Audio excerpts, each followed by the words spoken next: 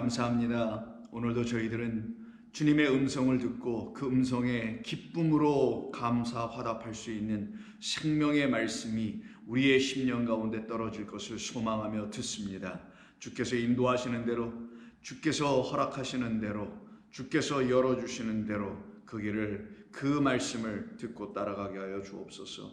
예수님의 이름으로 기도드립니다. 아멘. 자, 하나님 말씀 나눕니다.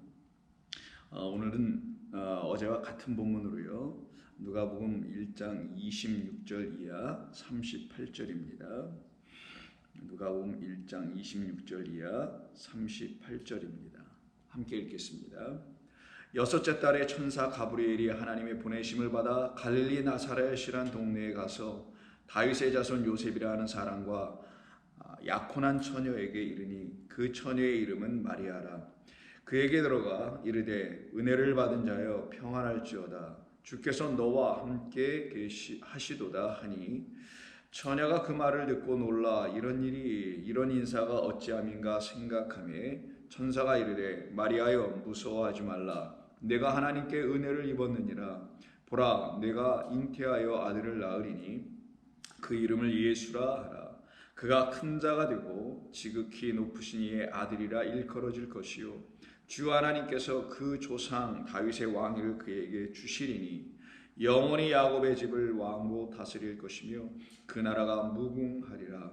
마리아가 천사에게 말하되 나는 남자를 알지 못하니 어찌 이 일이 있으리이까. 천사가 대답하여 이르되 성령이 네게 임하시고 지극히 높으신 이의 능력이 너를 덮으시리니 이러므로 나실 바 거룩한 이는 하나님의 아들이라 일컬어지리라. 보라 내 친족 엘리사벳도 늙어서 아들을 배웠느니라. 본래 임신하지 못한다고 알려지니가 이미 6달이 되었나니 대저 하나님의 모든 말씀은 능하지 못하심이 없느니라. 마리아가 이르되 주의 여종이오니 말씀대로 내게 이루어지이다 하매 천사가 떠나가니라. 아멘. 우리는 계속해서 이 같은 본문의 말씀을 가지고 말씀을 묵상하며 함께 이 안에 담아놓으신 하나님의 기쁘신 진리의 뜻을 우리의 마음 안에 새기고 있습니다. 특별히 이 본문은 가브리엘 천사가 마리아에게 찾아와서 그에게 3번에 걸친 메시지를 주는 이야기였습니다. 우리가 어제까지 함께 나눴던 그 말씀은 기뻐하라 라는 메시지를 왜 이 가브리엘 천사가 마리아에게 가져다 주었는지에 대한 말씀을 다각적 차원에서 한번 살펴보았고요. 깊이 있게 우리가 묵상해 보았습니다. 그것은 다름이 아닌 그가 잉태할 것이기 때문이죠. 곧 그는 하나님의 아들을 잉태한 자, 그래서 하나님의 말씀을 가진 자, 하나님의 생명을 가진 자, 더 이상 율법의 종로로 타지 아니하고 율법이 가르쳐 주려고 하는 본의인 하나님의 진리와 은혜의 생명의 말씀을 기다리고 사모한 모든 자들에게 이와 같이 주실 거라는 그 약속 안에 있었던 마리아였으며, 그런 마리아에게는 이와 같이 잉태의 사건을 통하여 반드시 하나님의 은혜를 입은 자, 그래서 하나님이 그와 함께 계시는 자가 될 수 있게 하신다라는 그런 뜻을 놓고 기뻐하라는 그런 측면에서 우리가 말씀을 좀 살펴보았습니다. 오늘은 그 말에 대한 이 마리아의 반응이 있었었죠. 두렵기도 하고 떨리기도 하고 근심도 되고 했었던 이 모든 일들이 이제 다 해결된 끝에 그것을 또한 동시에 그 마음을 해결해 주시고자 그에게 두 번째로 주시는 메시지가 바로 30절 이하입니다. 천사가 이르되 마리아여 무서워하지 말라. 내가 하나님께 은혜를 입었느니라. 보라 내가 잉태하여 아들을 낳으리니 그 이름은 예수라 하라. 그가 큰 자가 되고 지극히 높으신 이의 아들이라 일컬어질 것이다 라고 하는 이 새로운 메시지를 줍니다. 결국은 사가랴에게 찾아왔던 그 가브리엘이 사가랴와 엘리사벳을 통해서 하나님께서 주시려고 하는 그 아들의 이름도 미리 정해 주셨죠. 요한이라 하라 라고 사가랴에 알려줬습니다. 그 말은 사가랴가 하나님의 은혜를 받은 사랑을 받은 자라는 사실을 율법이 그렇게 본래부터 가르쳐 주었던 것인데 그 사가랴가 그것은 알지 못하고 그 전례와 그 방식과 그 전통에 따라서 열심히 제사장 노릇만 하고 있었던 그를 하나님께서 불쌍히 여기시고 긍휼히 여기셨기 때문에 그에게 찾아와서 너는 이제 은총받은 하나님의 자녀로 지어져 가야 한다는 그 율법의 본뜻대로 너는 이제 새롭게 될 거야 라는 메시지를 전해주신 것이죠. 그때도 요한이라는 이름을 주십니다. 그래서 항상 이름을 주신다는 것은 당신의 뜻대로 지어져 가고 있다는 것을 말하는 거죠. 만약에 이름을 주시지 않았더라면 그것은 사람의 마음과 뜻대로 지어져 어떤 존재를 만들어내어졌다는 것을 사실 말하기 때문에 그것을 폐하시고 하나님께서 친히 이름을 다시 바꾸어 주심으로 내가 지은 것이야, 내가 아버지야, 내가 창조주야, 내가 만든 자야 라고 말씀하시고자 하셨던 것이죠. 그와 같은 차원에서 하나님의 뜻과 은혜를 입은 사람들은 이렇게 하나님이 주시는 새로운 이름을 갖게 되는 거예요. 그래서 여러분 아시다시피 아브라함이 아브라함이 되는 것이잖아요. 사레가 사라가 되고요. 그리고 여러분 아시는 야곱이 이스라엘이 되고 등등 수많은 사람들의 이름이 새롭게 바뀌어갔던 그 이야기가 성경에 기록되었던 것은 다른 데 기인한 것이 아니라 바로 하나님이 하신다, 하나님이 지으신다, 하나님께서 이루신다라는 것을 알려주시고자 한 것이죠. 그래서 보라, 내가 잉태한 아들을 낳을 것인데 이름을 예수라 하라. 예슈와 여호수아, 호세아 등등과 같은 이름의 뜻값을 갖고 있는 바로 구원자라는 것이죠. 그래서 내가 잉태한, 성령으로 높은 자가 덮으셔서 너로 하여금 잉태하게 한, 너로 하나님으로 말미암아 너에게 주신 그 씨 예수는 너를 구원할 자 나의 아들이야 라는 것입니다. 그래서 마리아가 아들을 단순히 낳는 게 아니라, 하나님의 아들 예수를 단순히 낳은 게 아니라 그를 구원할 자를 그가 드디어 율법의 말씀에 기인하여, 율법의 말씀인 약속에 기인하여 잉태하는 일이 벌어진다라는 거예요. 그래서 율법이 하나님의 말씀을 우리에게 온전히 증거해주는 그 그리스도 예수가 그 율법만 갖고 있는 마리아와 같은 그 모든 사람들에게 이렇게 하나님의 생명의 말씀을 그리스도로 잉태하고 있다라는 율법을 온전히 깨닫게 되면 그 율법을 이제는 율법으로 잉태하지 아니하고 그 안에 있는 생명 씨 약속이라는 하나님의 아들로 말씀으로 잉태하기 시작하게 되는 겁니다. 그것이 지금 이 마리아에게 일어나고 있는 거예요. 그 일이 여러분과 저 안에서도 하나님의 말씀을 조금씩 조근조근 한 발 한 발 더듬어가면서 깨달아가는 과정 속에서 일어나고 있는 사실과 똑같은 것입니다. 그때 이 예수님을 잉태한다고 말한 이 가브리엘로 말미암아 이 마리아가 잉태한 그 예수님이 누구인지를 설명해 주는데 그것이 바로 32절입니다. 내가 잉태할 그 예수는 그냥 단순히 예수아가 아니다라는 거예요. 누구냐? 내가 잉태할 그 예수는 큰 자이니라 라고 되어 있어요. 큰 자를 잉태한다라는 거예요. 어떤 의미에서 큰 자? 이 세상에서 커봤자 사람 중에서 큰 자 아니겠어요?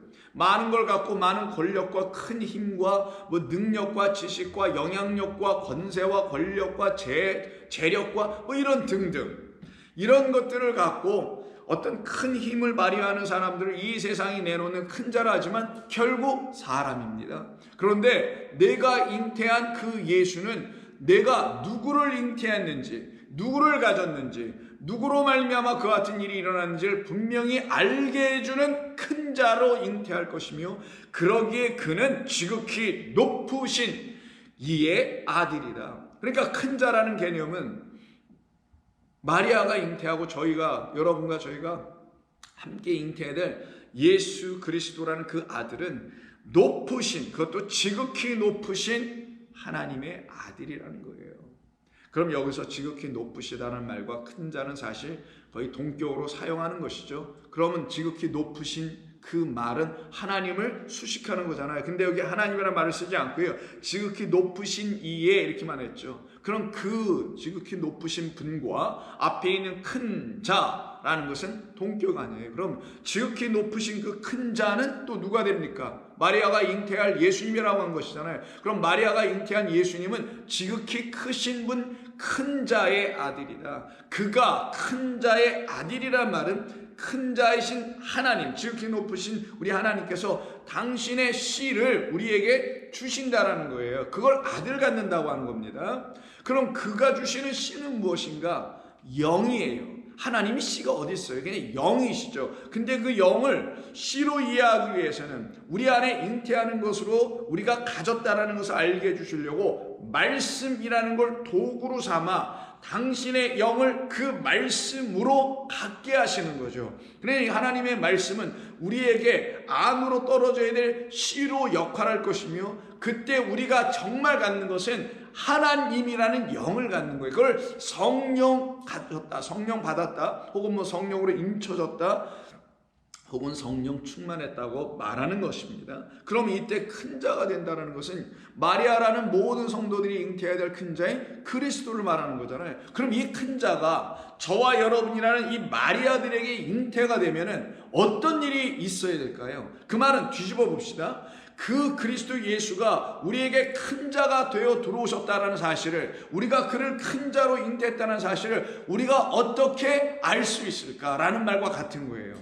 그럼 마리아가 정말 이렇게 큰 자를 잉태할 거야, 너 예수를 잉태할 거라면 예수를 딱 낳았어요, 예수님을. 근데 그가 큰 자인지 아닌지를 어떻게 할 거냐는 말과 같다라는 거예요. 그가 뭐 기적을 행하고 표적을 행하고 죽은 자를 살려내고 이런 걸로 큰 자로 하나님께서 설명해 주신 것이겠어요? 아니면 마리아라는 그 여인을 구원할 자, 그러기에 그에게 새로운 하나님의 나라를 주실 자로 오신 그 분으로 큰 자로 알아듣게 되겠습니까? 후자겠죠. 그래서 우리 주님께서 마태복음 22장을 보시게 되면 다음과 같은 말씀을 7절 이하에서 말씀합니다. 너희가 시장에 가서 문안받는 것과 사람에게 랍비라 선생에, 가르치는 자입니다. 가르치는 랍비라 칭함을 받는 것을 좋아하느니라. 이때 랍비는 세상의 지식도 가르쳐요. 뭐 세상의 지혜도 가르칩니다. 특별히 유대 사회니까 하나님의 말씀이라는 율법을 가르치는 자를 랍비라고 하는 거예요. 그러나 너희는 랍비라 칭함을 받지 말라. 이때 너희는 그리스도의 제자들을 말합니다. 우리 주님의 너희들은 그들과 달라야 된다는 것이죠. 그럼 너희는 그런 랍비라 칭함을 받으면 안 된다는 말은 너희는 선생이 아니니까 그냥 겸손하게 이렇게 살아가, 단순히 이런 말이 아니라 율법으로 가르치는 그런 랍비는 되지 말라라는 거예요. 왜냐하면 그 당시 예수님 당시의 랍비들은 전부 다 율법 그 겉에 것만 들고 가르쳤거든요. 그걸 가지고 버무리고 자기의 생각과 세상의 지식을 짬뽕시켜서 거기서 만들어 뭔가를 짜내죠. 그게 탈무드입니다, 여러분. 미시나 미드라시 이런 것들이 다 랍비들이 율법을 해석해서 내놓은 것들이란 말이에요. 대표적으로 여러분들이 많이 들어보면 탈무드 아닙니까? 뭐 지혜서라고 말하는 그런 것들 만들어내고 그런 것들나 쥐어짜는 그런 랍비라 너희들은 일컬음을 받으면 안 돼. 그러면 여기서 우리 한번 잠깐 생각해 보자. 그럼 우리 주님께서 당신의 제자들에게는 어떤 사람들이, 어떤 존재, 어떤 선생들이 되길 원하셨을까요? 선생 되길 원하셨죠. 가르치는 자. 너희는 온 땅에 가서 내 제자가 되라. 내가 너에게 분부한 모든 것을 가르쳐 지키게 하라. 그럼 선생 되라는 건데, 그래서 너희가 선생이요, 교사요, 목사요, 뭐 이런 등등의 은사의 어떤 내용들도 있는 거 아니겠어요? 그러면은 예수님의 참된 제자들은 그런 시장에서 문안이나 받고 랍비라 칭함을 받아서 율법의 겉에 것만 가르치는 그런 존재가 아니라 하나님의 나라의 새 것과 옛 것, 옛 것과 새 것을 온전히 하나로 들고 천국의 서기관들 되라는 거 아니겠어요? 그 말이 그 앞에 있는 13장의 비유의 장에서 나오는 거잖아요. 하나님의 말씀을 다 깨달았느냐? 51절. 이 모든 것을 깨달았냐 하시니 대답하여 이르되 그러하오이다.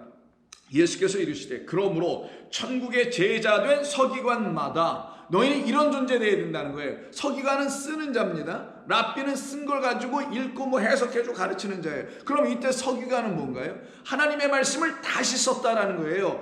율법의 이 말씀을 그리스도로 다시 진리와 은혜의 복음으로 생명과 영의 말씀으로 다시 쓰는 자를 스크라이브, 영어로 scribe는 쓰는 자예요. 서기관입니다. 말 그대로 여러분 아시죠? 대사를 쓰면 스크립이라 하잖아요. 거기서 나온 말들이 이게 다. 자, 그러니 너희들은 하나님의 말씀이 너희의 신비에 성령이 다시 기록해 주신 말씀을 갖고 있잖아. 그럼 그걸 가지고 너희도 그리스도의 편지가 되어서 각각의 성도들에게 찾아가서 그들의 심령에 써줘야지. 다시 어떤 걸로? 새 것과 옛 것, 옛 것과 새 것으로. 근데 먼저 뭐가 언급되냐? 새 것과 옛 것이라고 되어 있어요. 너희가 내게 드린 이 새 것으로 그 옛 것, 옛 언약을, 율법을 온전한 것으로, 생명의 것으로, 먹을 수 있는 것으로, 양식으로, 그래서 곡간이란 말이 나오는 거예요. 새 것과 옛 것을, 그 곡간에 가득하 있는 건 양식이니까 떡과 포도주, 기름 아니에요.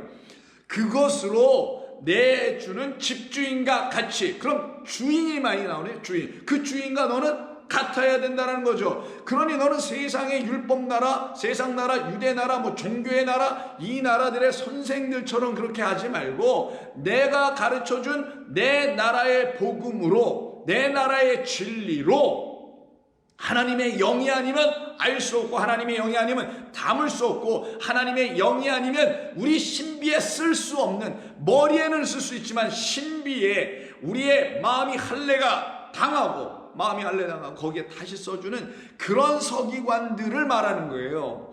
그렇게 되라는 것이지, 단순히 너희는 그 가서 문안 받고 막 이렇게 그냥 떵떵거리고 돌아다니는 그런 사람 되지 말라. 우리는 그런 사람 될 수도 없고 그런 사람 되지도 않습니다. 되라고 하다 안 해요. 예수님이 유치하게 그런 거 얘기하러 이 땅에 오신 거겠어요? 너희들 겸손하게 머리 잘 숙이고 돌아다녀라. 많이 배웠지 그러나 겸손해라. 그거는 그냥 상식의 수준에서 알아서들 하세요.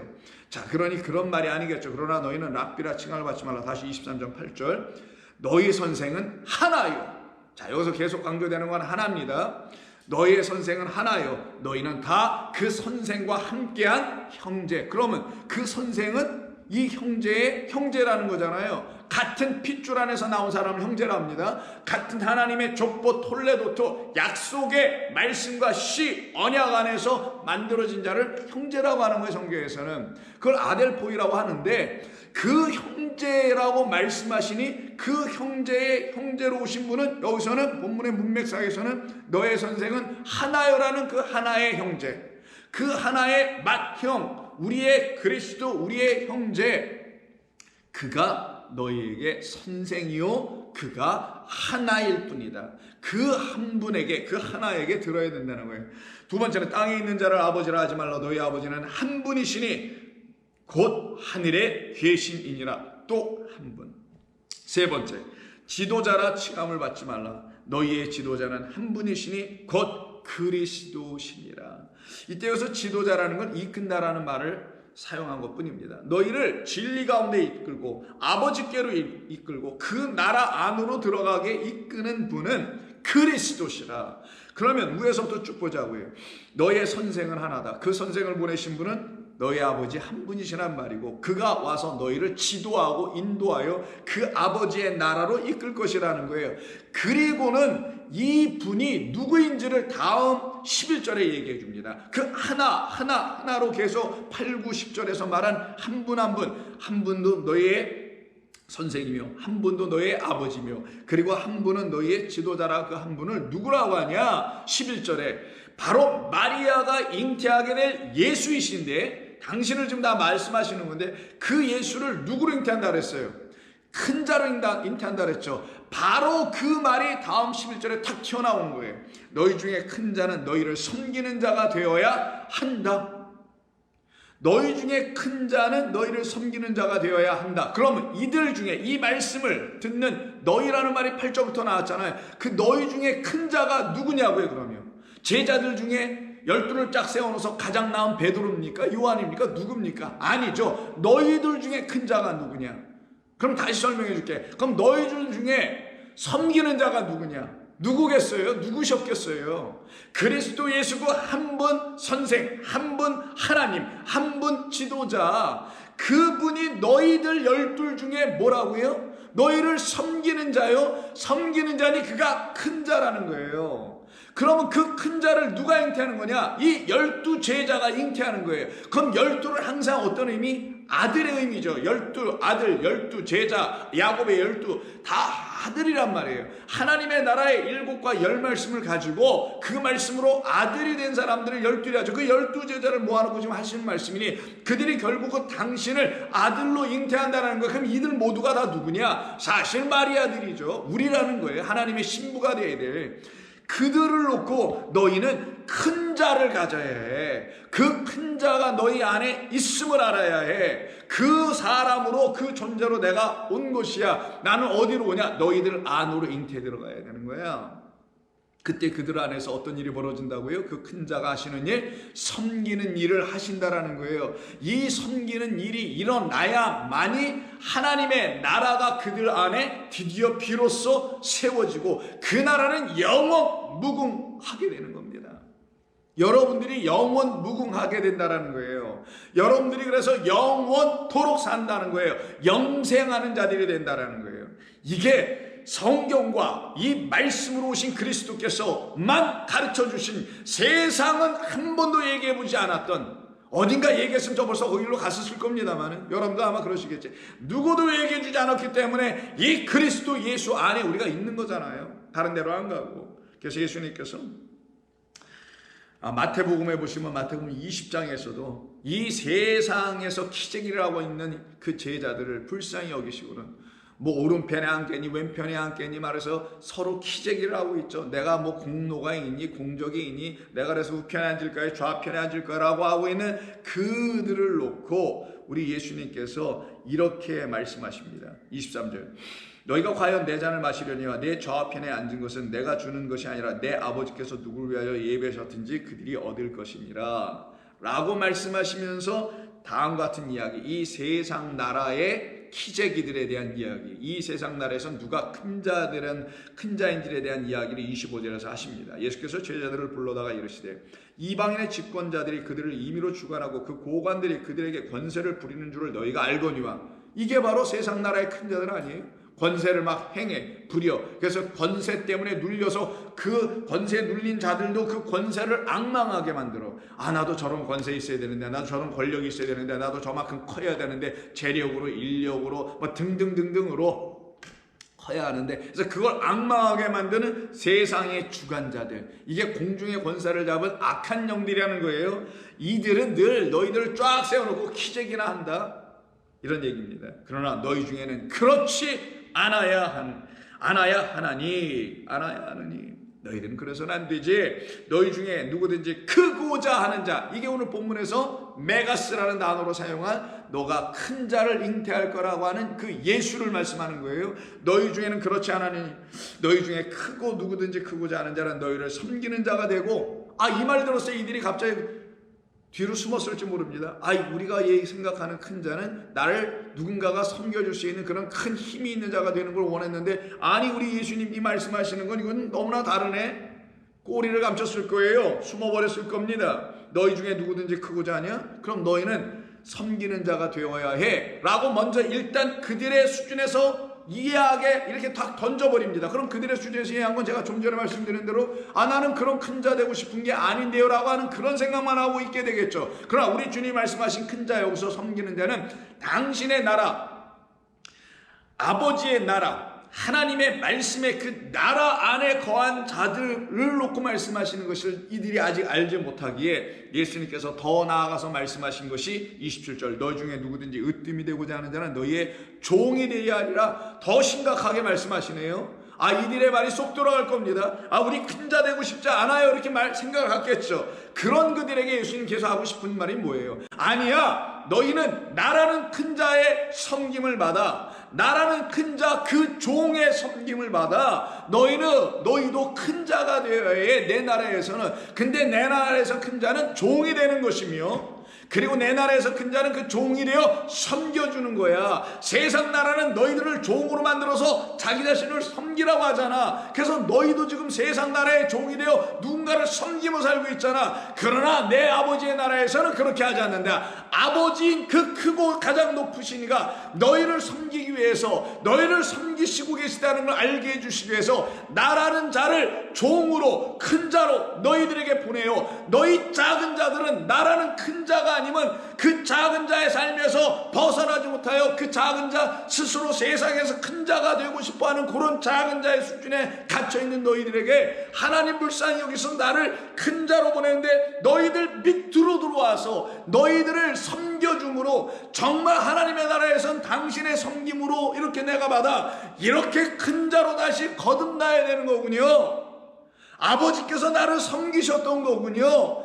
아버지께서 나를 섬기신 것이 창조해 주신 것이며 창조의 세계 안에 내가 있다는 건 이미 내가 섬김을 받고 있는 것이며 하나님의 율법의 말씀을 모세를 통하여 이렇게 주신 것 또한 이것이 나를 하나님께서 섬기시는 방식이었다는 걸 내가 이제 조금이나마 알겠습니다라고 하는 그 깨달음 안으로 그 고백 안으로 그 죽음 자기 부인 자기가 완전히 죽는 그 안으로 끌려내가 들어가고 있네요 라는 고백을 그들의 입에서 받아내시는 거야. 하나님께서 헛되게 좌우편에 자기가 앉겠다는 그런 이상한 말들을 우리 주님이 듣고 싶으신 게 아니라 그래서 28절 인자가 온 것은 섬김을 받으려 함이 아니요 도리어 섬기려 하고 자기 목숨을 많은 사람의 대성물로 주려 함이라. 나는 이것을 위해 왔지.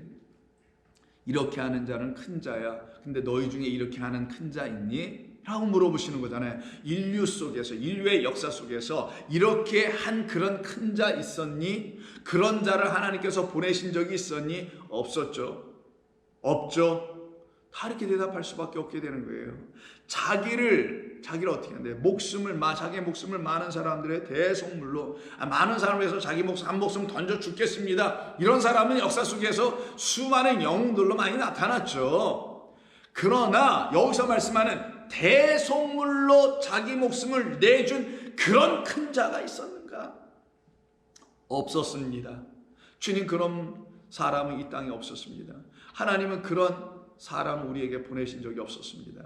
하나님은 그런 사람을 이 땅에 주신 적이 없었습니다. 오직 그리스도 예수만이 그런 분으로 이 땅에 보내셨음을 내가 이제는 내 안에 당신을 영접하고 당신을 진리의 말씀으로 잉태한 그 순간부터 저도 이제 그것을 알기 시작했습니다라고 하는 그런 고백을 이끌어 받아내시려고 그런 고백이 저와 여러분들에게서 터져 나오게 하시는 것이 우리 주님의 하시는 일이었죠.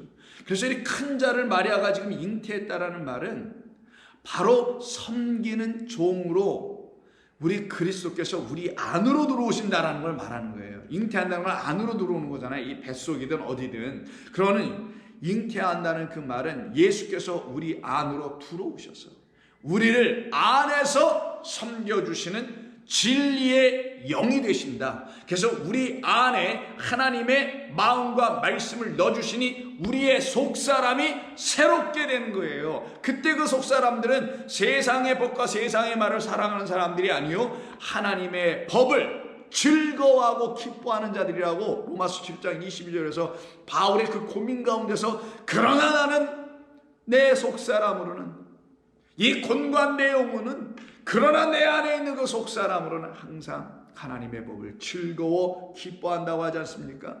그들을 놓고 누구라고 하느냐? 다스리는 자들이라고 하는 거예요. 그래서 섬기는 자는 큰 자요. 큰 자들만이 비로소 하나님의 말씀으로 섬길 수 있는 자예요. 이때 큰 자라는 말의 의미가 뭐냐? 선생을 말하는 거고요. 지도자를 말하는 거고 하나님을 말씀하시는 거잖아요. 그의 영으로 말미암아 그리스도의 영을 가진 자들 또한 어떻게 되냐? 다 섬길 수 있는 자들이 돼요. 그들은 겸손해지지 말라고 해도 겸손해지게 돼 있어요. 하나님의 말씀의 권력, 능력 때문에.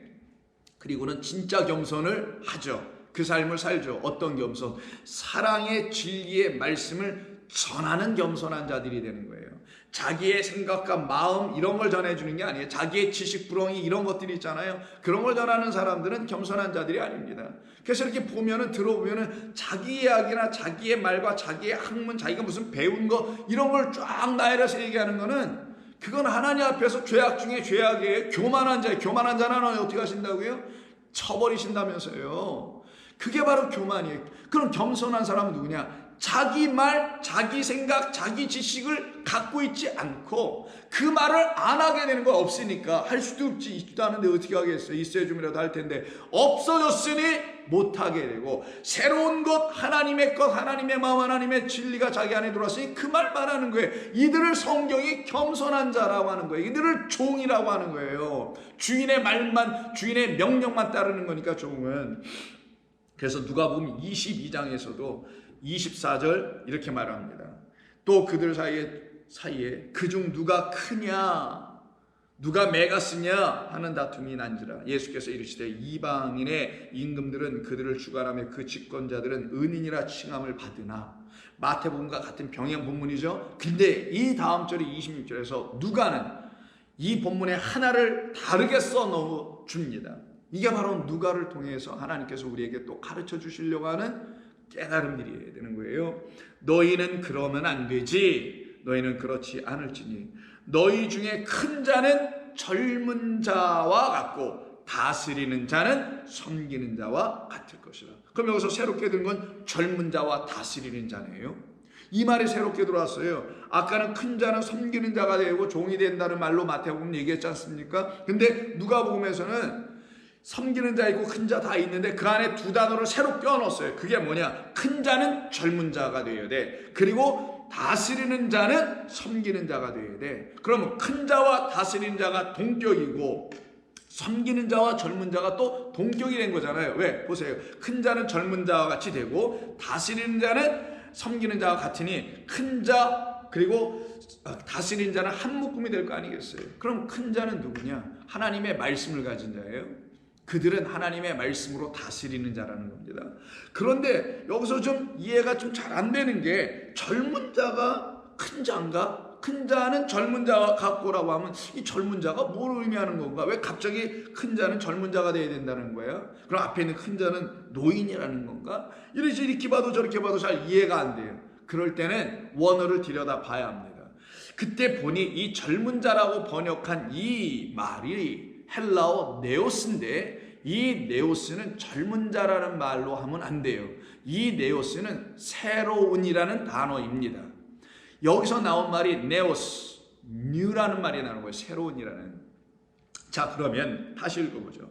너희 중에 큰 자. 자, 너희 중에 큰 자는 누구예요? 다시 말씀드립니다. 아까 마태복음 설명할 때도 너희 12 중에 큰 자는 베드로서부터 유다인까지 큰 자 세운 베드로입니까? 아니라고 그랬죠. 너희 중에 큰 자는 너희를 끝까지 자기 목숨을 내려놓고 대속물로 너희에게 내주어서 너희를 하나님의 나라의 백성으로 만드는 그분만이 큰 자니 그분 누구? 예수님 당신을 얘기하는 거예요. 너희 중에 큰 자는 젊은 자와 같아 라가 아니라 너희 중에 큰 자는 새로운 자예요.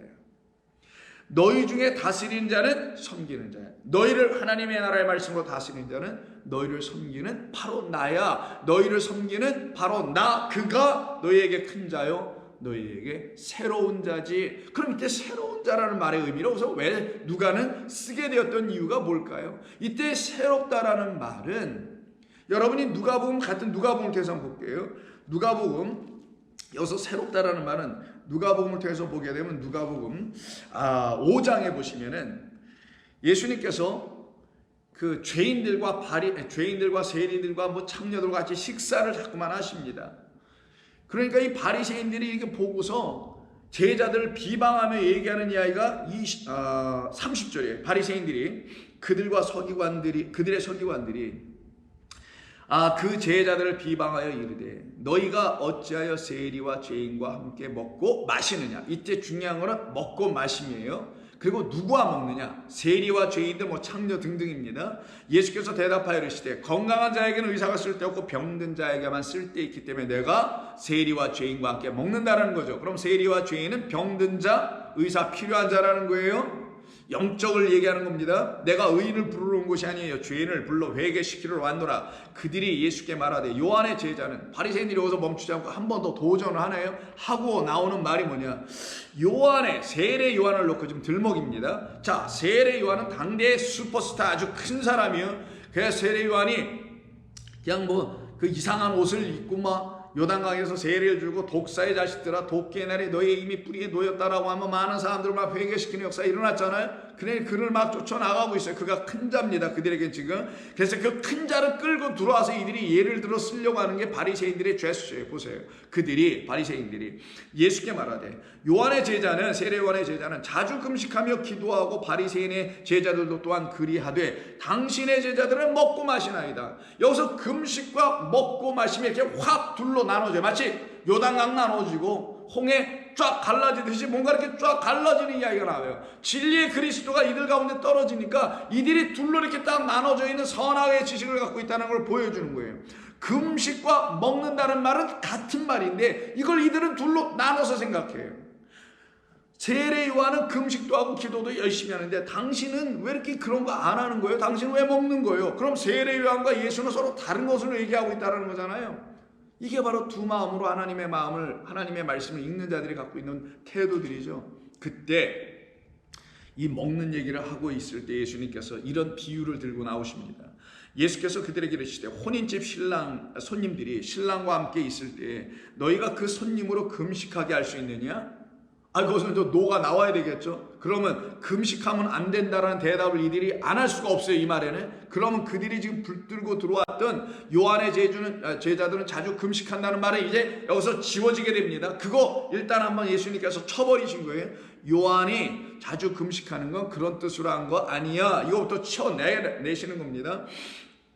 두 번째는 그러나 그날에 이르러 그들이 신랑을 빼앗기리니 그날에는 금식할 것이다. 그럼 세례 요한이 그 세례 요한과 그의 제자들이 자주 금식하는 이유가 뭐라는 걸 설명한 거죠. 뭐예요? 혼인집에 갔는데 신랑이 없어. 그럼 신랑이 없으니 신부가 지금 울고 난리가 났을 거 아니에요. 그럼 거기에 있는 모든 손님들도 하객들도 울고 난리가 났을 거 아닙니까? 그때 그들이 뭐 한다고요? 신랑이 오기 전까지는 이 연애가 일어나지 않아. 잔치가 혼인이 안 일어날 수가 없어요. 할 수가 없어. 그럼 어떻게 해요? 쫄쫄쫄 굶겠죠. 식탁 앞에 놓여있는 산의 진미들, 혼인 때문에 가득 차려는 그 산의 진미들을 먹을 수가 없다라는 거예요. 누가 없어서? 신랑이 없어서. 이 말의 뜻은 요한은 율법과 선지자의 마지막 강령이다. 근데 그가 이 땅에 와서 너희들에게 하나님의 나라의 말씀인 율법을 쫙 깔아주고서는 말하고 있는 거다. 그리고 뭐 한다? 그는 지금 금식하고 있었던 거다. 왜? 이 말씀이라는 식탁 위에 놓여있는 이 모든 율법의 말씀들을 온전히 알게 해줄 그 신랑이 여기에 지금 아직 안 왔기 때문에 세례 요한을 통하여 금식하게 하나님이 시켜서 그가 왜 금식하는지를 너희들이 알지 못하고 있으니 내가 이제 너희들에게 그는 왜 금식했는지를 가르쳐 주는 거다. 잘 들어라. 혼인집 신랑인 나라는 예수 그리스도가 너희들에게 율법만 갖고 있고 율법으로 식탁을 잘 차려놓은 너희들에게, 그래서 너희들이 그것을 어떻게 먹어야 될지 몰라서 누가 없어서, 그 신랑이 없어서, 신랑이 빼앗긴 상태니까 없어서 너희들이 쫄쫄쫄 굶고 있어. 하나님의 말씀 율법을 온전히 은혜와 진리로 먹지 못해. 떡과 포도주로 먹질 못해. 그래서 쫄쫄 굶고 금식하고 있는 너희들의 금식을 딱 끊게 하는 게 바로 내가 오미야. 그래서 내가 와서는 금식하고, 금식 때문에 하나님의 말씀을 온전히 취하지 못해서 뭐가 돼요? 장녀가 되고 세리가 되고 죄인이 되어 있는 이 세상 나라의 내 백성을 위하여 내가 와서 그들이 먹지 못하고 있으니 다 병들어 있지 않느냐. 그 병들어 있는 내 백성을 내가 이제는 혼인집 신랑으로 그들에게 왔단다. 와서 내가 그들에게 양식을 주고 있는 거야. 떡과 포도주를. 곧 하나님의 말씀 율법을 생명의 떡 만나와 포도주 당신의 생명 물피 성령의 말씀을 내가 다시 주는 거야. 이걸 먹고 있는데 왜 금식을 하라고 그러는 거냐 너희들. 이 뜻을 가르쳐 주려고 요한은 금식하게 하신 것이고 나는 그것을 이루는 자요, 금식을 끝내게 하고 먹게 하는 자로서 금식과 먹는 것은 같은 말이다. 이렇게 깨달아 알지 못하고 있었던 바리새인, 이렇게 깨달아 알지 못하고 있는 지금의 기독교인들도 똑같이 예수님 앞에서 이런 짓 할 수밖에 없을 거라는 거예요. 지금은 거꾸로 하죠. 왜 당신은 금식 안 하세요? 라고 하겠죠. 자, 이런 일들이 여기서 벌어진 겁니다. 그러나 35절 그날에 이르러 그들이 신랑을 빼앗기리니 그날에는 금식할 것이라. 너희들 지금 금식해야 해. 이런 얘기인 거예요. 바리새인들한테. 너희들에게 신랑 있니? 너희들에게 내가 있니? 너희들에게 마리아처럼 내가 잉태되어 너희들 안에 큰 자가 되어 들어가 있느냐? 이 말씀인 겁니다. 있느냐 정말? 없느냐 생각 좀 해봐라. 너희들에게 없잖아. 그럼 너희들은 지금 금식하고 있는 거야. 너희들은 지금 하나님의 나라의 그 말씀 양식을 못 먹고 있는 거야. 너희들 나름대로 먹는다고 하지만 너희들은 헛것을 씹어서 위에 아래 사이에 아무것도 없으니 이를 갈고만 있는 거야. 그러니까 내가 진리를 말할 때마다 너희는 이를 벅벅 갈고 있었잖아. 이 얘기를 지금 우리 주님이 하시는 겁니다. 그리고는 예수님께서 또 비유로 말씀하시기를 새 옷에서 한 조각을 찢어 낡은 옷에 붙이는 자가 없나니 만일 그렇게 하면 새 옷을 찢을 뿐이요 새 옷에서 찢은 조각이 낡은 것에 어울리지도 아니하리라. 두 번째, 새 포도주를 낡은 가죽 부대에 넣는 자가 없나니 만일 그렇게 하면 새 포도주가 부대를 터뜨려 포도주가 쏟아지고 부대도 못 쓰게 되리라. 그러므로 새 포도주는 새 부대에 넣어야 할 것이라. 이때 전부 다 새 계속 나오죠. 이 말이 오늘 젊은 자라고 번역한, 좀 전에 누가복음 22장에서 젊은 자라고 번역되어 있는 그 단어예요. 큰 자는 젊은 자가 되는 게 아니라 하나님 나라의 큰 자는 누구냐? 하나님이신 분이고 그리스도 예수이신데 그가 어떤 분으로 우리에게 오실 것이다? 새로운 분으로 오실 것이다. 누구로? 새 옷으로 오실 것이고, 그래서 우리가 그리스도를 새 옷으로 입어야 돼요. 그가 내주시는 속옷과 겉옷을 진리의 새 옷으로 단장해야 신부들이 입는 세마포 옷이 되는 거란 말이에요. 그리고 그가 내주는 그 혼인잔치에서 신랑 신부가 첫 잔을 따라 마시잖아요. 우리 문화에도 있고 여기도 있고. 자, 그것은 바로 합한주라고 합니다. 둘이 한 몸이 되게 하는 포도주예요. 이게 하나님의 나라에서 새 것으로 마시게 되는 새 포도주란 말이에요. 이게 다 네오스. 그럼 여기서 큰 자는 누구냐? 새로운 것을 내주는 자, 하나님의 나라의 말씀을 옛 것을 새 것으로 다시 새 계명으로 다시 사랑으로 다시 긍휼로 다시 우리에게 먹여주시는 그분이 큰 자예요. 그러니 이 새 포도주는 당신을 말씀하신 것이며 그리고 새 부대는 우리를 말씀하신 거잖아요. 우리가 새 피조물, 새로운 사람, 바로 그 하나님의 속사람들이 딱 되었을 때 그들 안에 새 포도주인 당신이 들어가네요. 근데 이 새 포도주는 갑자기 새로운 건가요? 새 포도주는 맛없어요.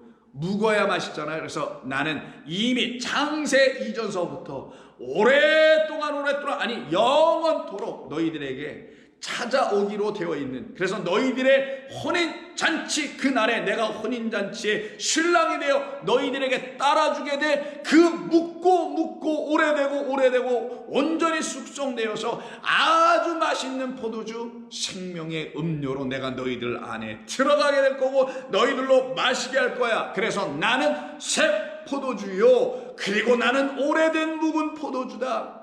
그래서 가나의 혼인잔치에서 아니 세상에 이렇게 맛있는 포도주가 있었어요 라고 하는 그 맛있는 포도주로 다시 오신 거죠. 자, 39절 묵은 포도주를 마시고 새 것을 원하는 자가 없나니 이 묵은 것이 좋다 함이라. 이 묵은 것을 이 땅에 가지고 오신, 이 땅으로 오신 분이 누구라? 바로 우리 주님이었던 거예요. 그러니 이 지금 누가복음 22에서 말한 큰 자는 젊은 자가 되는 게 아니라 큰 자는 새로운 자, 새 것을 주시는 분. 그래서 우리도 그로 말미암아 하나님의 나라의 큰 자, 종, 섬기는 자, 다스리는 자로서의 큰 자가 되면 우리도 다 새로운 피조물이 되는 겁니다. 이 일을 이루시기 위해서 우리 주님 오셨다라는 걸 이 바리새인들에게 가르쳐 준 거잖아요. 이 일을 깨닫지 못하고 있는 사람들에게 우리 주님 오신 거잖아요. 그때 이것을 깨닫지 못하는 두 아들을 두고 있는 아들 중에 둘째 아들은 방탕하여 아버지의 살림을 다 들고 나와서 다 들어먹고 그리고 다 뒤늦게 돌아와서 아버지 앞에 탕자가 되어 돌아왔다고 하는 그 탕자의 비유가 있죠. 이건 잘못 하나님의 말씀 오해해서 탕자라는 말로 이걸 써버린 거잖아요. 그러면 이 말씀이 과연 그런 것이 아니라는 것을 여러분들이 이미 여러 차례 걸쳐서 알고 계시다면 그때 그 형, 맏형이라고 하는 첫째인 장자가 하는 말이, 이 동생이 돌아왔을 때 하는 말이 누가복음 16장 30절에 이렇게 되어 있어요. 아버지의 살림들을 창녀들과 함께 삼켜버린 이 아들이 돌아오매 이를 위하여는 살찐 송아지를 잡으셨습니다. 나 기분 굉장히 나빠요. 이런 얘기인 거잖아요. 이때 이 아들, 맏아들이 하는 얘기를 들어보니 좀 전에 우리 예수님께서 바리새인들로 하여금 들었던 얘기잖아요. 바리새인들과 서기관들이 뭐라 그랬어요? 예수님의 제자들, 너희는, 너희 선생은 어떻게 창녀와 세리들과 먹는 거야? 라고 하는, 창녀들과 세리들과 함께 먹었습니다. 그러면 이 둘째 아들도 창녀들과 세리들과 함께 먹었다라는 거잖아요. 그러니 이 둘째 아들이 누구를 말하는지 금방 알 수 있는 것 아니겠어요? 성경이 말하는 대로 알아야지 요것만 딱 끊어가지고는 내가 바로 탕자였구나 이렇게 여러분 들으라고 하는 거겠어요? 하나님의 말씀을 오해하면 한도 끝도 없습니다. 그런 것이 아니겠죠. 그래서 그 살림을 들어 먹어버렸다고 생각하는 그 아들은, 그 둘째 아들이 창녀들과 함께 어울려서 다 탕진했다고 생각하죠. 그때 그 둘째 아들 있잖아요. 그 아들을 놓고 11절에서 이렇게 얘기합니다. 또 이르시되 어떤 사람에게 두 아들이 있는데 그 둘째가 아버지께 말하되 아버지여 재산 중에서 내게 돌아올 분깃을 내게 주소서 하는지라. 아버지가 그 살림을 각각 나누어 주었더니 그 후 며칠이 안 되어 둘째 아들이 재물을 다 모아가지고 먼 나라에 가서 허랑방탕하여 재산을 낭비하더니, 자, 다 없앤 후, 여기까지만 읽을게요. 다 번역이 좀 다 이상한 거 여러분 다 아시니까 여기서는 오늘 언급하지 않고 딱 하나만 언급할게요. 지금 우리가 다루고 있는 큰 자입니다. 우리가 잉태할 크신 분 그리스도가 누구인지 우리가 알아야 되는 거예요. 지금요. 그것 때문에 하는 거니까 놓치지 마시고 잘 따라오세요. 자, 큰 자 마리아, 모든 이 땅의 마리아들이 잉태해야 될 큰 자 바로 그리스도 예수가 누구냐? 여기 이 둘째 아들이에요. 왜 제가 이렇게 말하냐? 이 둘째 아들이 바로 다름이 아닌 네오스라는 단어입니다. 네오스가 뭐였다고요? 다시 누가복음 22장에 가서 보시면 26절에 뭐라고 합니까? 너희는 그렇지 않아야 해. 너희 중에 큰 자는 젊은 자가 아니라 너희 중에 큰 자는 바로 그 둘째 아들이 되어야 해. 너희 중에 큰 자는 바로 나, 그 둘째 아들로 이 땅에 온 바로 두 번째 아들이라는 것은 은혜와 진리라는 복음으로 이 땅에 온 아버지의 살림은 두 개가 있단다. 먼저는 율법이고, 먼저는 그 율법의 온전한 것이 은혜와 진리라는 생명의 말씀이라는 이 살림이란다. 이 살림을 들고 이 땅에 찾아온 자가 누군지 아니? 이 둘째 아들이야. 그래서 이 둘째가 네오스예요. 그러면은 여기를 그대로 한번 가서 번역하면 너희는 그렇지 않아야 해. 너희 중에 큰 자는 바로 그 둘째가 되어야 되지. 그 새로운 자가 되어야 되지. 그 새 포도주를 내줄 수 있는 그 자가 되어야 되지.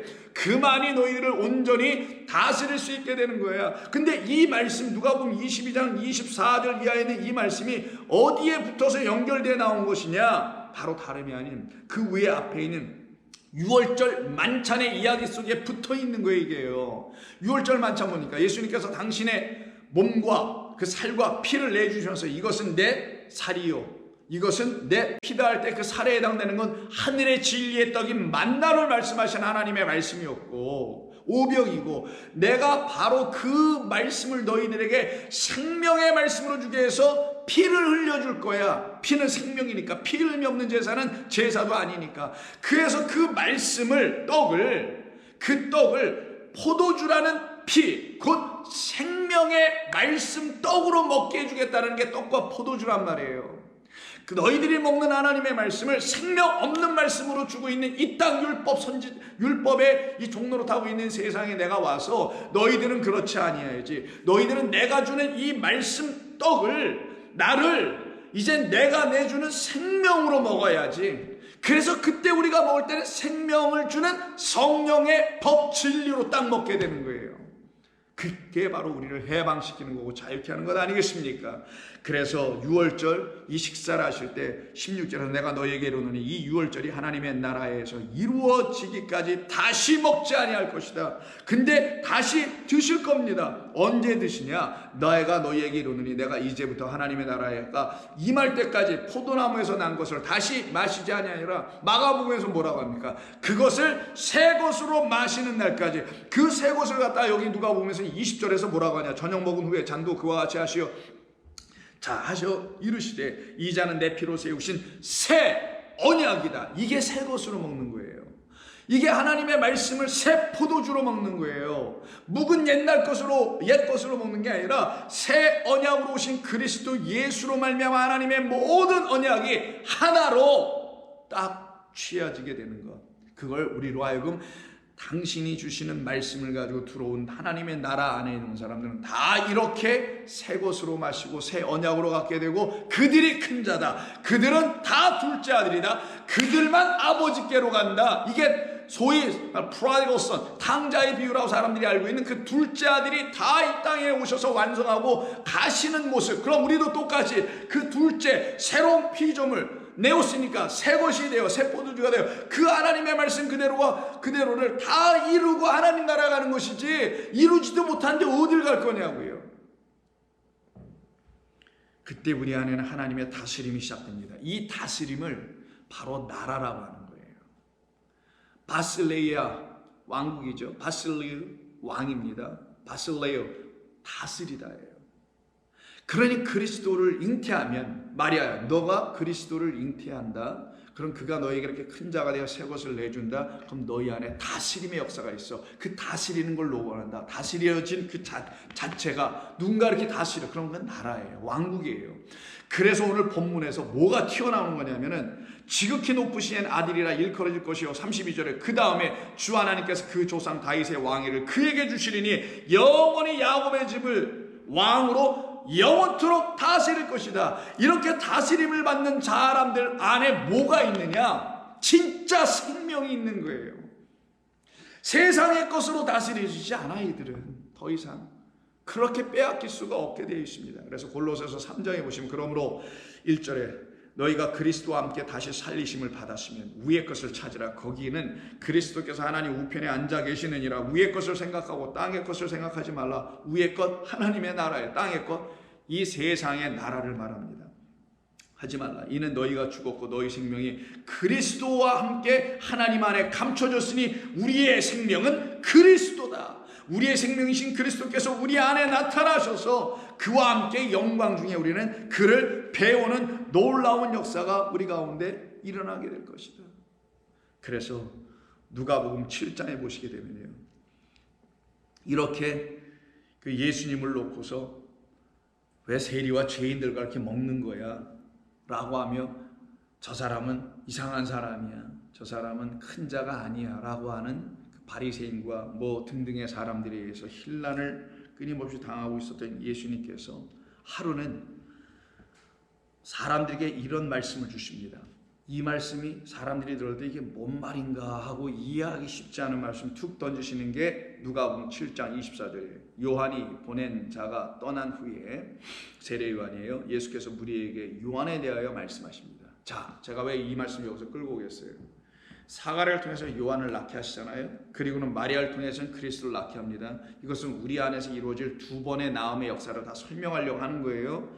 자, 그때 요한을 먼저 말씀하시죠. 너희가 무엇을 보려고 요한이 있는 저 광야, 유대 광야죠, 거기에 나갔더냐? 바람에 흔들리는 갈대냐? 그러면 아니겠죠 라고 대답했을 거예요. 그러면 너희가 무엇을 보려고 나갔더냐? 부드러운 옷 입은 사람이냐? 아니죠, 거기엔 그런 사람 없습니다. 얘기했을 거예요. 화려한 옷을 입고 사치하게 지내는 자는 왕궁에 있는지라. 그들의 대답을 예수님이 다 대신 대답해 주시죠. 그러면 너희가, 그러면 이제 질문하세요. 무엇을 보려고 나갔더냐? 그치, 거기 누가 있더냐? 예, 세례 요한이 있습니다. 왜? 세례 요한이 방금 제자들이 왔다 갔으니까. 너희가 무엇을 보려 나갔더냐? 그들의 대답을 예수님이 대신 다 해주세요. 예수님 바쁘셨던 것 같아요. 선지자냐? 옳다. 내가 너희에게 이르노니 선지자보다, 그러나 선지자보다 이르노니 선지자보다 훌륭한 자니라. 자, 예수 이렇게 말씀하세요. 선지자냐? 옳다. 내가 너희에게 이르노니 선지자보다도 훌륭한 자니라. 어떤 의미에서 선지자보다 훌륭한 자냐? 그는 이런 자기 때문에 훌륭한 자라고 얘기합니다. 28절 내가 너희에게 말하노니 여자가 낳은 자 중에 요한보다 큰 자가 없도다. 여기서 큰 자 메가스가 나와요. 그러면 사가랴, 엘리사벳이 낳은 큰 자가 요한이에요. 그 요한이 누구라고요? 하나님의 은혜로 난 자입니다. 하나님의 은혜로 났다라는 것은 사가랴와 엘리사벳은 아직 그리스도를 영접하기 이전 단계 율법만 갖고 있는 상태에서 하나님의 말씀이, 율법이 다 은혜를 가르치고 있다는 것을 알게 해주는 사건을 요한으로 이 율법을 잉태했다라는 거예요. 이 모든 율법은 은혜에 대한 이야기, 날 사랑한다는 이야기로 1차적으로 갖고 있게 된다라는 거예요. 그러다가 이 말씀이 아직 신랑이 오지 않았으니 식탁에 이렇게 먹지 못할 양식으로만 놓여 있어요. 그런 엘리사벳을 다른 여인을 가지고 설명한 게 마리아를 끼워 넣어서 엘리사벳 대신에 마리아니까 엘리사벳의 역할을 하는 자가 사실은 마리아였던 거예요. 그래서 우리는 엘리사벳으로 시작하여 마리아로 끝나게 되는 건데, 그런 엘리사벳과 사가랴가 낳은 그 요한을 놓고 뭐라고 하냐, 아직 은혜를 담고 있는 이 율법의 말씀을 완전히 은혜로 진리로 아직 깨달아 알지 못하여 그들 안에 그리스도로 잉태하지 못한 상태에 요한만 낳고 있었다라는 걸 말하는 거예요. 그러나 그 요한을 낳을 수 있다라는 말의 의미는 뭐냐, 우리가 이 말씀이 나를 살려낼 유일한 말씀입니다. 나에게 생명의 주 그리스도 그 큰 분, 그분을 나에게 주시려고 하는 말씀입니다 까지 알게 되는 거예요. 그러나 그가 정말 내 안으로 들어오시기 전까지는 그를 나의 주님이라고 고백할 수는 없을 거 아니에요. 그래서 이 과정을 누가는 사가랴부터 시작하고 엘리사벳을 이야기해서 요한을 낳는 걸 먼저 얘기한 거고, 그리고 누가는 한 발 더 나가서 이게 우리가 먼저 잉태해야 될 이야기고, 그러나 여기서 우리가 끝이 아니요, 진짜 신랑이 와서 우리에게 씨를 주는 당신이 씨가 되어 우리 가운데 들어와서 예수라는 씨로 잉태가 딱 되면은 그가 큰 자가 되어 우리를 이제는 율법에서 먹긴 해야 되는데, 이 성경을 양식으로 먹긴 해야 되는데 먹지 못하고 우리에게 이제는 금식하고 있는 우리의 금식을 끝내시고 우리와 함께 당신이 가져오신 그 모든 살림, 그 둘째, 그 새로운 자가 가져오신 모든 살림을 함께 나누어 먹을 수 있는 자들로 끌고 가시겠다는 이야기를 전제하고 이걸 보셔야 된단 말이에요. 그러면 이때 28절이 이해가 되는 거예요. 내가 너희에게 말하노니 여자가 낳은 자 중에 요한보다 큰 자는 없다. 이 말이 뭐예요? 여자가 낳은 중에 요한보다 큰 자가 정말 없었겠어요? 예루살렘의 그 대도시에 꽉 차 있을 거 아닙니까? 지금으로 말하면 워싱턴 DC, 화이트 하우스 이런 데 꽉 차 있을 거 아니에요. 세상에 내로라는 사람들은 월스트리트에 있을 것이고, 그런 큰 자가 왜 이 여자에게서만 나와야 되냐고요? 아니죠. 그런 큰 자는 세상 다른 여자에게서 나오는 거고, 이 여자가 나왔다라는 것은 율법으로 나왔다라는 걸 말하는 거예요. 율법이 낳은 자 중에 요한보다 큰 자가 없다라는 말은, 율법이 내놓으려고 하는 것은 너희 모두는 이렇게 요한되는 거란다. 너희 모두는 이렇게 요한으로 낳아야 되는 거다. 너희 모두는 율법이 무엇을 낳게 하는 것이냐, 하나님의 사랑받은 자라는 것을 알려주는 것이다. 그래서 율법으로 낳은 자는 요한이야. 요한 이상이 될 수 없어. 요한 이상이 누구예요? 요한도 크다는데 율법으로 난 자 요한이 율법에선 가장 큰 자, 바로 율법이 말하려고 하는 최고. 그러나 그 율법을 이제는 완전하게 온전하게 완성시키러 이 땅에 오신 바로 우리가 잉태해야 될 우리의 신랑, 씨를 주실 분 하나님의 영으로 오신 그리스도 예수가 우리에게 주시는 그 다스림, 그래서 그 큰 자의 새 포도주, 새 양식으로, 새 언약으로 섬겨주심이라는 그 나라 안에서는 이제는 율법의 나라가 아니요, 하나님의 나라 안에서는 지극히 작은 자라도 그 요한보다 크니라. 여러분 이 진리를 아시겠습니까?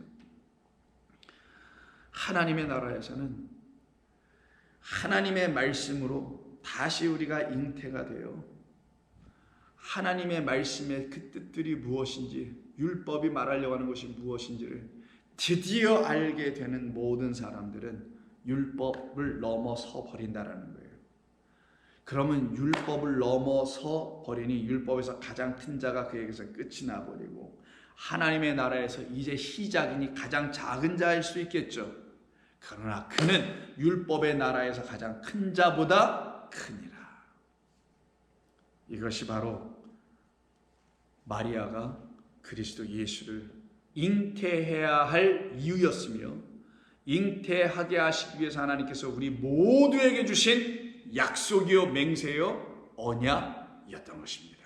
하나님은 이 언약과 약속을 가지시고 말씀하신 그 모든 것을 하나하나 이루어 가시며 우리를 당신의 나라의 백성으로 삼아내시고 그 나라와 소유가 되게 하시고, 그리고 그 나라인 우리를 영원 무궁하게 만들어 가시겠다는 이 어마어마한 하나님의 은혜의 약속을 저와 여러분들은 받은 정말 말 그대로 영광을 입은 사람들입니다. 이 영광을 어떻게 다 제가 설명할 수 있을지 모르지만 할 수도 없는데 깨닫고 아는 자들 안에서는 충만할 겁니다. 그래서 마리아에게 얘기한 거예요. 너 은혜 받은 자요.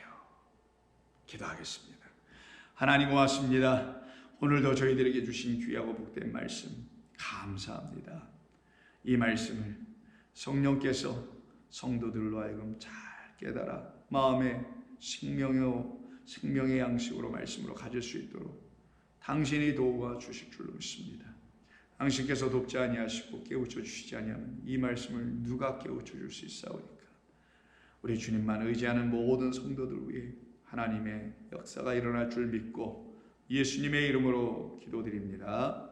아멘.